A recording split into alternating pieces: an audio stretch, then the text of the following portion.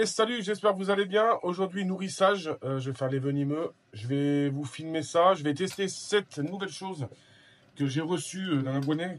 Voilà, donc merci à lui en tout cas. C'est cool et j'ai testé. Alors, c'est pas spécialement un truc très très costaud au niveau de la rigidité. Par contre, j'ai testé, c'est vraiment pas mal. C'est exactement le même support de GoPro que j'avais avec simplement un support téléphonique. Donc c'est pas mal, ça me permet de pouvoir avoir les mains libres lorsque je dois faire du nourrissage, par exemple, comme je vais faire ce matin. Donc on va tester et on verra si ça va.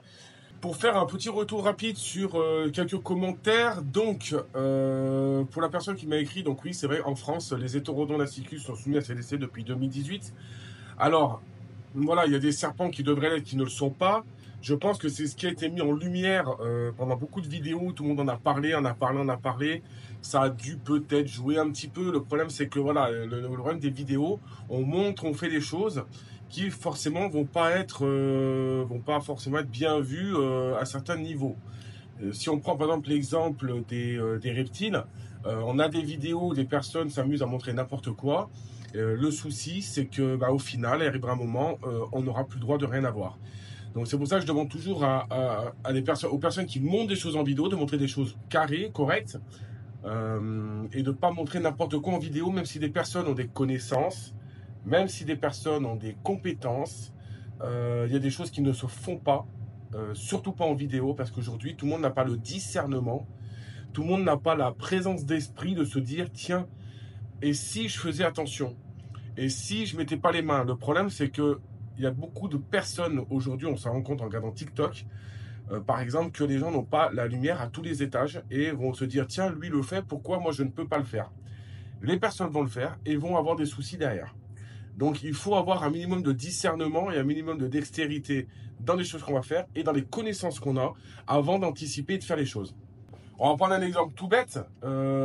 J'ai moi-même certains serpents que je peux avoir, que je ne prendrai pas dans ma pièce parce que ma pièce n'est pas adaptée. Donc de moi-même, je me pose la question, est-ce que je peux avoir ces animaux-là? Je ne peux pas les avoir en sécurité, donc je ne les prends pas.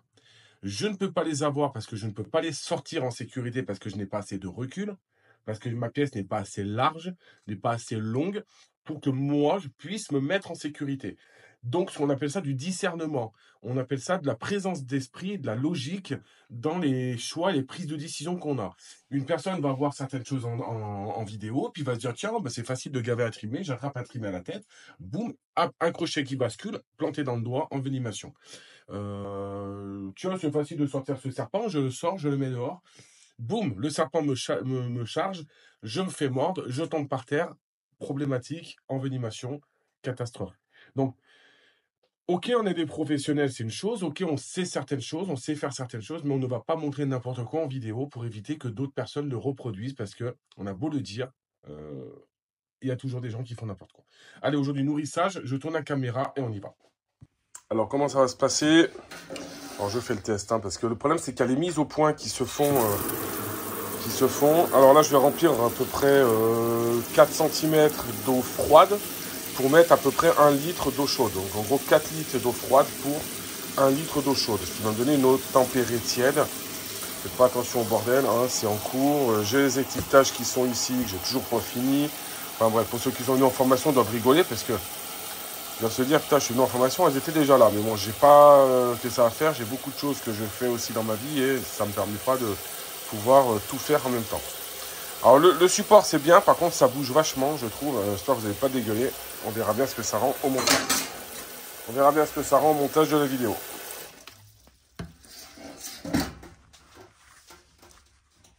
Ensuite, je viens mettre mon eau chaude.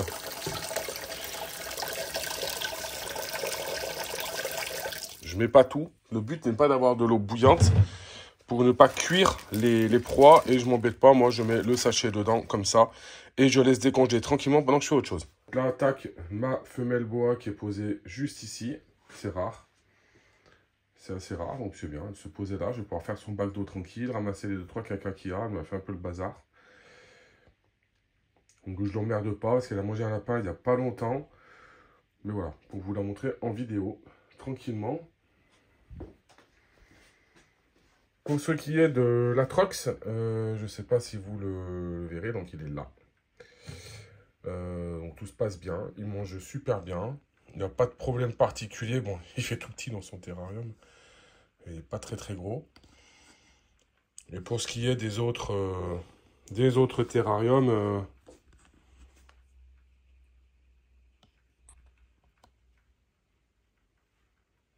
tout se passe bien. Voilà. Donc là, je vais juste vous filmer le nourrissage rapide.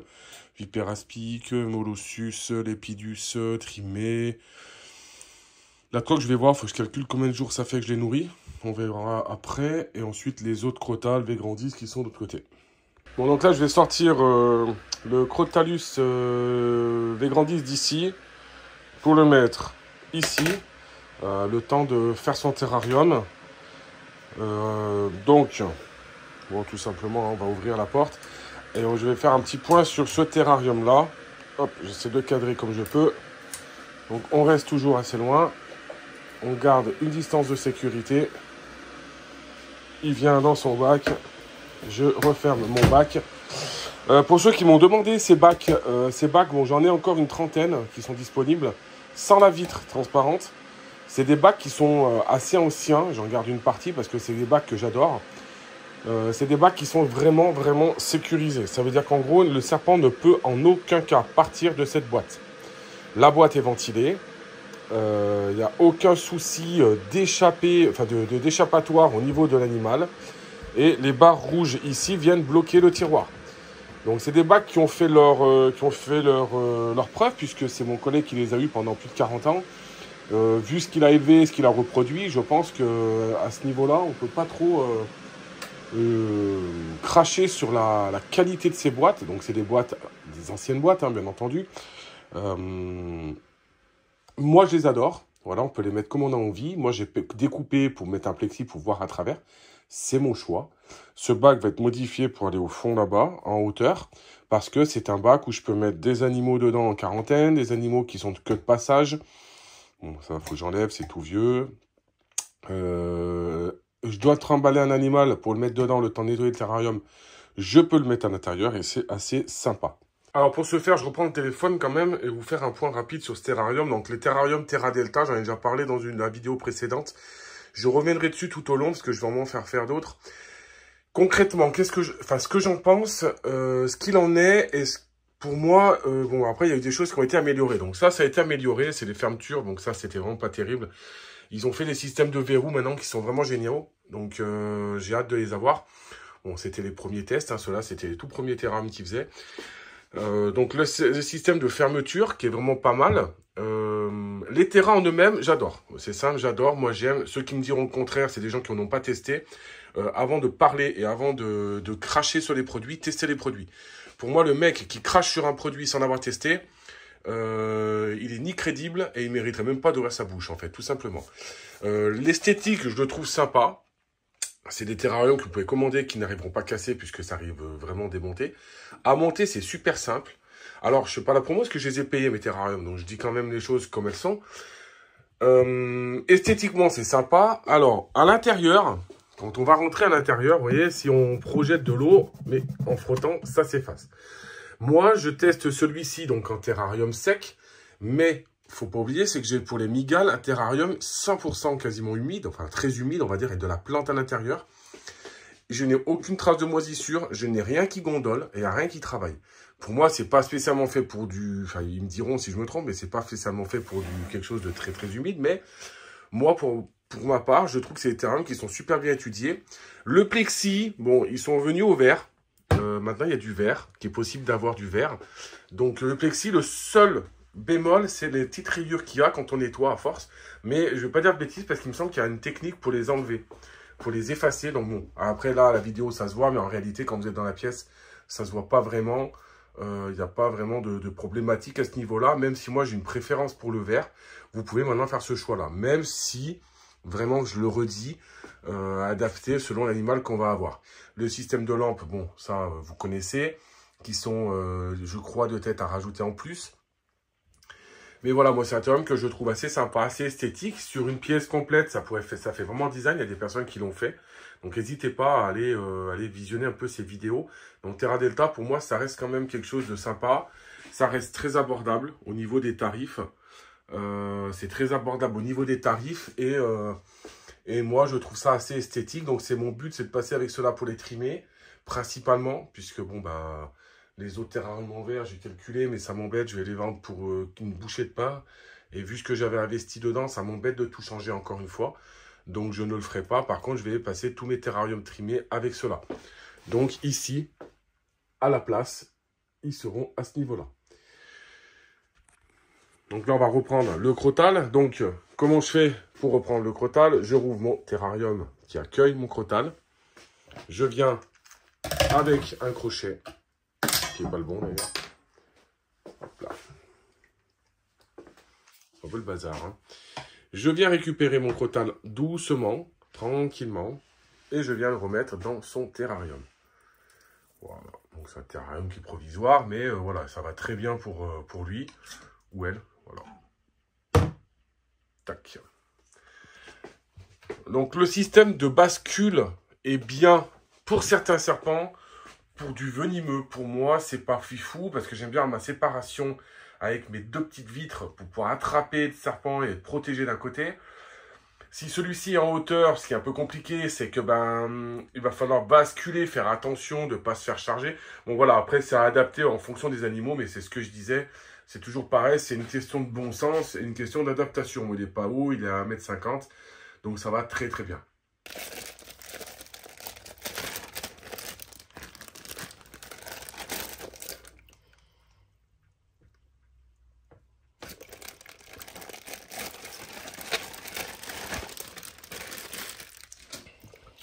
Vous pouvez le voir, moi, toujours très patient, j'ai tout balancé dedans, parce que ça met sa vie à dégeler, et en fait, j'ai d'autres choses à faire aujourd'hui. Donc, j'active un petit peu, donc ça, petit torchon de la maternité, hein, super sympa, hein, merci à eux, voilà, je les avais récupérés à l'époque, c'était des torchons, des lits, alors, vu que j'ai plein de gosses, j'en ai récupéré 2 à chaque fois, donc ça me fait des torchons sympas. Et pour les reptiles, pour sécher les proies, nettoyer ou autre, c'est assez sympathique d'avoir ça. Là, on va commencer par les petits. Il n'a pas envie. Bon, lui, il mange direct. Il n'y a pas de souci. Enfin, elle mange direct. L'autre est un peu plus casse-burne. C'est pas grave.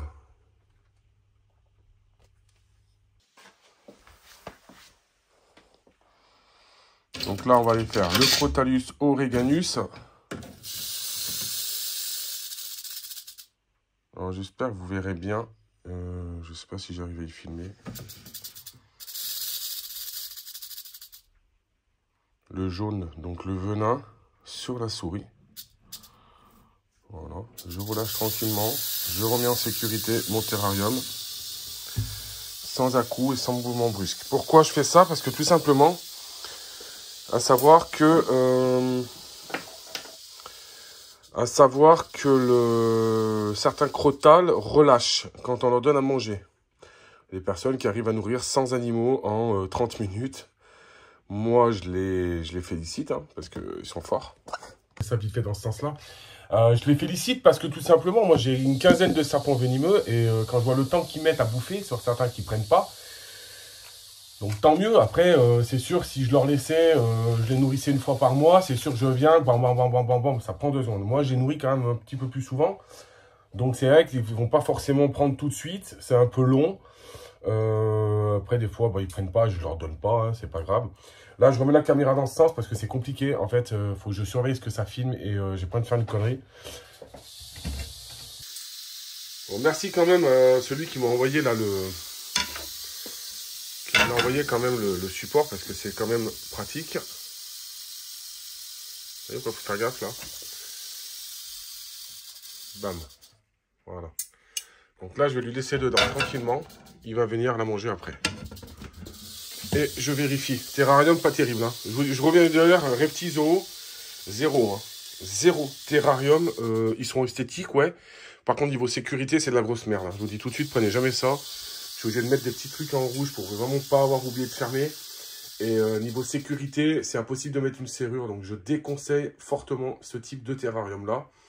Moi, je m'en fous, il n'y a que moi qui viens dans ma pièce. Donc, c'est pas souci. Mais je déconseille vraiment, vraiment ces terrariums. Hormis pour des serpents lambda, entre guillemets.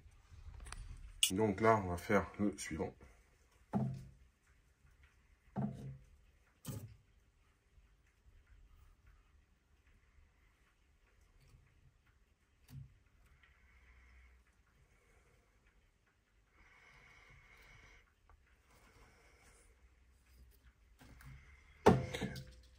Bon les gars, nourrissage de serpents venimeux, pas mal de crotales. N'hésitez pas à partager, à vous abonner la vidéo parce que voilà, j'avais vraiment, comme vous savez, hein, qu'est-ce qui va nous booster et nous faire plaisir, c'est d'avoir un maximum. Enfin moi j'aimerais avoir les 100 000 abonnés, c'est quelque chose quand même qui me tiendra à cœur. Parce que tout simplement on s'embête à faire des vidéos, on s'embête à faire un contenu et au final on a 56 personnes, 56% des gens qui ne regardent même pas les vidéos, enfin qui ne sont pas abonnés. Et on voit des gens qui font de la merde totalement et qui ont des millions d'abonnés. Moi, ça m'énerve un petit peu qu'on met toujours la lumière. Alors, de ne pas faire attention aussi aux personnes qui essaient de faire du contenu correct, entre guillemets, que ce soit moi pour les reptiles ou que ce soit pour le tatouage, par exemple, où je me rends compte que des mecs sont hyper connus, créateurs de conventions et j'en passe. Quand je vois leur taf, je suis mort de rire quand même parce que c'est la même chose, voire moins bien que ce que je fais moi. Et quand je vois la notoriété qu'on leur met dans la tronche, tout ça, parce que bah, ils sont tous à squatter avec les bonnes personnes. Voilà. Moi, j'ai fait un choix d'avoir des gosses, j'ai fait un choix de rester avec ma femme et de ne pas passer ma vie en dehors et me barrer à droite à gauche tout le temps. Mais c'est vrai que c'est un peu déroutant de dire qu'aujourd'hui, soit tu es un gros cassos et tu fais des vues. Je vois sur TikTok, tu partages du contenu, tu arrives à te choper 100, 200, 300 000 abonnés. Par contre, quand tu fais du contenu, ben, tu fais que dalle. Voilà, tout simplement. Tu fais que dalle parce que c'est du vrai contenu, toi. Alors, j'ai posé le téléphone pour adapter la pince parce que lui, il a tendance à plonger loin. Et comme je vous ai déjà dit, il faut faire attention. Les proies ne sont pas vivantes. Les proies ne sont pas vivantes. Donc, qu'est-ce qui va se passer, lui? Il va détecter la chaleur de mon téléphone. Il va détecter la chaleur de ma main. Et au final, c'est pas la souris qui va taper. C'est ma main. Donc, voilà.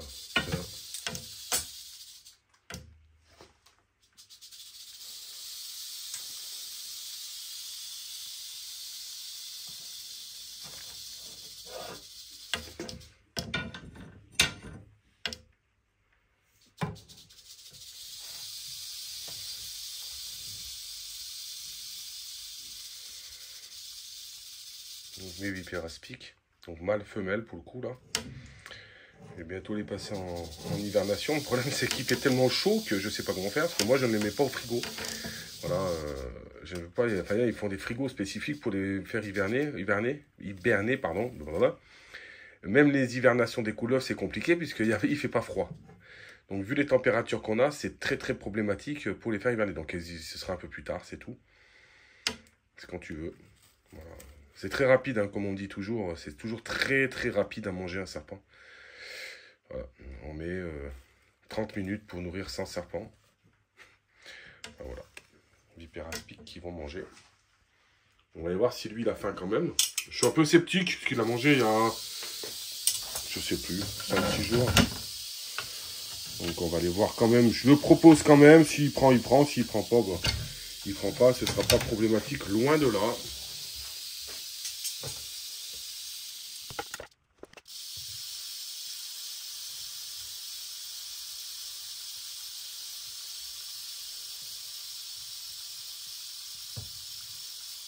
On va lui laisser, puis on verra s'il la prend après.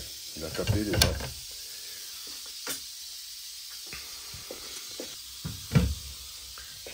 Donc l'Ampropeltis qui vient de manger, malheureusement j'ai mis en pause, désolé.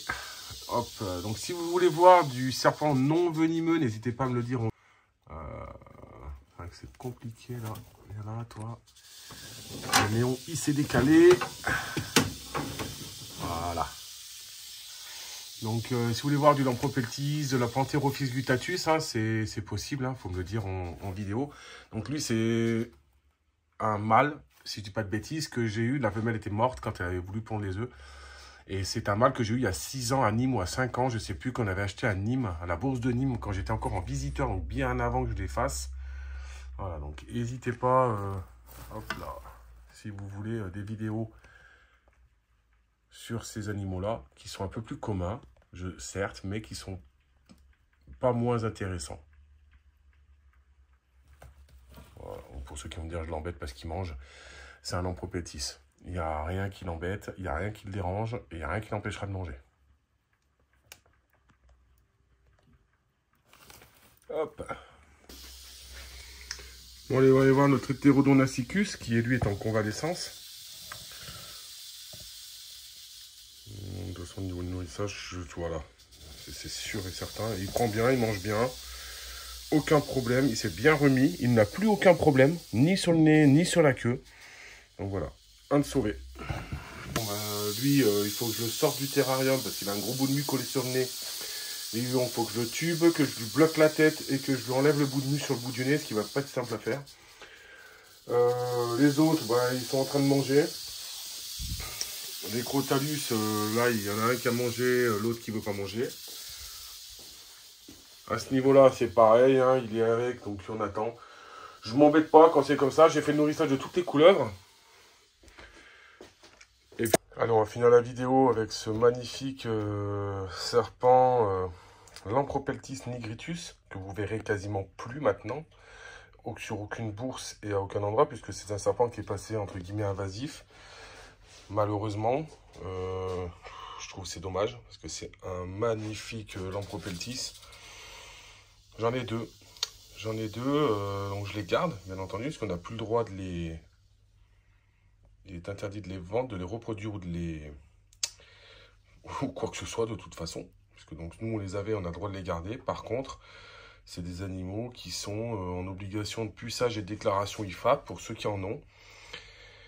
Et malheureusement, on n'a plus le droit de les reproduire, plus le droit de les vendre, plus le droit de les acheter, plus le droit de les détenir, hormis si on les avait déjà avant. Voilà. Donc que dire de plus? C'est un serpent qui est assez sympa. C'est des jolis Lampropeltis, ça devient assez gros. Malheureusement, à cause de la connerie de certains, et puis surtout que certaines personnes votent des lois à la con sans se renseigner, parce que le Lampropeltis nigritus, à mon goût, n'est pas plus invasif qu'une Pantherophis guttatus ou qu'un boa, par exemple, parce que tout le monde relâche tout maintenant. Le seul problème, c'est que ça s'adapte assez facilement à notre environnement. Et malheureusement, si on met ça chez nous, ça peut être un gros fléau au niveau de l'écologie, au niveau de plein de choses. Donc, réfléchissez, quoi. Je veux dire, pour ceux qui abandonnent des animaux, qui connaissaient des gens qui abandonnent des animaux, qui voudraient se séparer, il y a des associations, il y a des terrariophiles, il y a toujours une solution pour ne pas relâcher des animaux dans la nature. À savoir, je parle du chat souvent, je parlais de la tortue de Floride, mais je peux vous parler de plein d'animaux comme ça qui n'ont rien à foutre dehors, tout simplement parce que ce n'est pas leur environnement. Leur environnement naturel n'est pas ici, on les a en captivité, nous on les maintient, on les observe, comme plein de choses en fait.